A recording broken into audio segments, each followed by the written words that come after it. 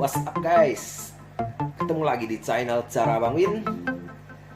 Oke, hari ini kita akan bahas tank untuk breeding ya. Untuk breeding.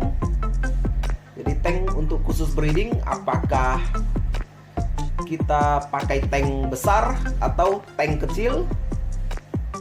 Oke, kita akan kupas tuntas semuanya ya. Oke. Kalau kita bicara tank untuk breeding, tentu beda ya, beda dengan tank untuk pembesaran. Kalau untuk pembesaran, semakin luas semakin bagus. Jadi artinya ikan lebih leluasa berenang dan lebih cepat besar juga ya, perkembangannya lebih bagus. Nah, kalau untuk breeding, apakah lebih luas lebih bagus? Kalau menurut saya lebih suka ya dengan tank yang kecil. Jadi ada beberapa alasan saya menggunakan tank kecil.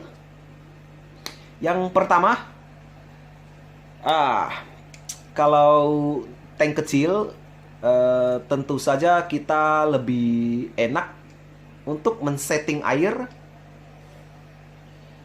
Karena kalau untuk diskus biasanya sudah matang gonat, biasanya para breeder saat yang tepat mereka untuk men-setting air, menurunkan TDS di tank breednya itu ya. Jadi kalau tankmu besar ya susah men-settingnya ya. Apalagi air kita ini minimal harus lebih tinggi dari kon ini ya. Ya toh? Berarti membutuhkan air banyak, otomatis setting airnya juga susah ya. Oke. Tuh alasan yang pertama. Dan alasan yang kedua, kalau sudah matang gonat artinya dia mau bertelur. Dan kalau bertelur, pembuahannya kan di luar ya. Jadi betina menempelkan telur di kon, terus sang jantan kasih pembuahan lah ya. Kalau tank kecil menurut saya pembuahan lebih maksimal daripada tank besar. Jadi dia tidak cerot kemana-mana bro. Karena sempit kan. Jadi gampang lah ya si sang sperma mencari sel telurnya. Ya begitulah kira-kiranya. Oke. Kita ke alasan ketiga. Kalau sudah bertelur dan beberapa hari kemudian si buraya nih akan menetas. Dan setelah menetas dia akan belajar berenang. Buraya ini akan belajar berenang. Dan kalau kita pakai tank besar, nih si induk akan kelabakan ya. Karena buraya nih belajar berenang kayak nyamuk ya, berhamburan begitu. Jadi kebiasaan induk ini mereka mengumpulkan anaknya kepada satu titik tertentu yang menurut mereka aman. Kalau tanknya besar, mereka kewalahan ya bro ya. Jadi ditinggalkan ke satu titik, lalu mereka cari lagi anak yang lain untuk dikumpulkan ke satu titik. Kemudian yang mereka kumpulkan ini malah berhamburan lagi, kadang kelabakan. Disitulah kadang terjadi gagal ya. Waktu buraya belajar berenang dan kebanyakan mati tenggelam. Kok ikan mati tenggelam ya?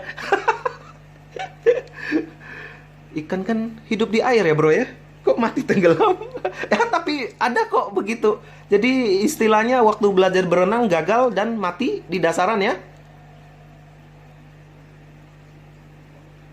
Oke, Jadi itu kenapa saya pakai tank lebih kecil. Alasan keempat, kenapa kita pakai tank kecil untuk breeding, yaitu cepat gendong ya. Jadi buraya cepat gendong karena ya induknya gede kan, akuariumnya kecil. Jadi kemana-mana dia ketemu sama induk ya, ketemu sama badan induk, dan disitulah terjadi gendong, namanya tahap gendong ya. Oke, kalau sudah di tahap gendong aman bro. Dan kemudian ada satu lagi bro. Biasanya saya ganti air itu 90%. Biar kenapa bro? Biar terhindar dari yang namanya meretel bro. Ini salah satunya cara kita untuk menghindari meretel, yaitu ganti air 90%. Jadi kalau tank kita kecil ya ndak terlalu banyak nguras air ya. Kalau tank besar, wah susah bro ya. Dan bersihkannya juga nyaman. Oke, itu saja alasannya kenapa saya pakai tank yang kecil. Ngomong-ngomong, tank saya berapa ukurannya? Nih 40 bro. Panjangnya 40. Tingginya sekitar 35. Ini menurut saya tank yang lumayan cocok lah ya. Berarti lebih bagusnya lagi ya 40 kali 40, juga lebarnya juga 40, itu lebih bagus menurut saya. Oke, begitu saja ulasan saya kali ini, semoga bermanfaat. Di next video saya akan bahas tentang air. Tetap ikuti video dari Cara Bang Win, langsung saja subscribe bro. Terima kasih sudah menonton video dari Cara Bang Win. Ciao.